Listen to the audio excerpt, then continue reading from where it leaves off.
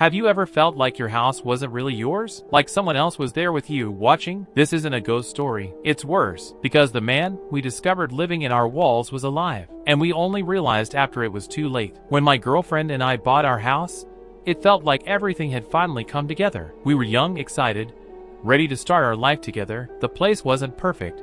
Quirky old layout, creaky floors, strange little storage doors that led to nowhere. But it felt warm, it felt safe, it felt like home. At first, the noises didn't bother us. Little scratches in the walls at night. Not mice. Too heavy. It sounded almost like fingernails dragging slowly, deliberately, just inches from where we slept. We laughed it off, calling it our house ghost. Looking back now, I wish it had been a ghost. Things began disappearing. At first, just small things.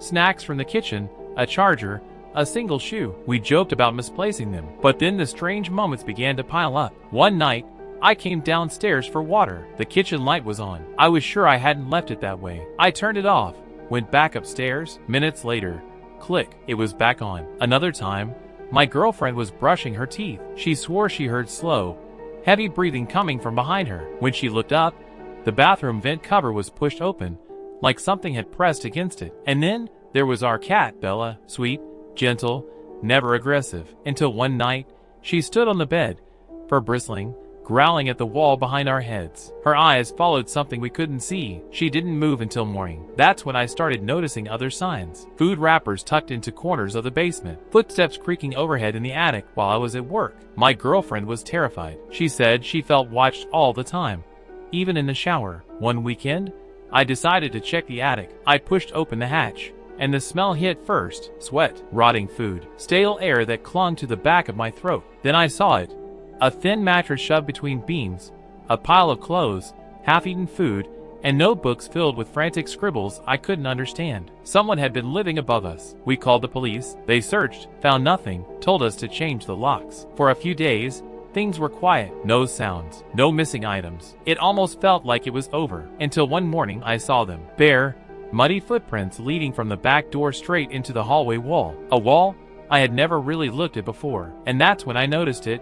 A small crawl space door hidden in the corner. That night, we set up cameras. We stayed up in the dark, whispering, waiting. Around 3 in the morning, the door creaked open. The camera caught him. A man, thin, pale. His hair hung in greasy clumps over his face. He crawled out slowly, twisted himself upright, and just stood there, perfectly still. He stared into the living room, not moving, not speaking, for nearly 10 minutes. And then, he turned his head toward the camera, as if he knew it was there. He stared directly into the lens, and smiled. We locked ourselves in the bedroom, and called the police again. They came, searched, nothing, empty. But before leaving, one officer pulled me aside and whispered something that made my stomach drop. "We've had calls about this guy before. He picks houses like yours, but we've never caught him." We left. We couldn't stay another night. Stayed with family. Started packing to move. We thought it was over. But when we returned to grab the last of our things, we found something new in the attic. Neatly placed on top of that same mattress was a single photograph.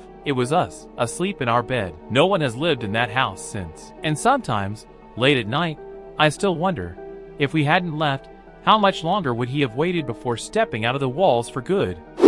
That's the story. But now I want to hear from you. Did this one give you chills? Should I make a sequel to it?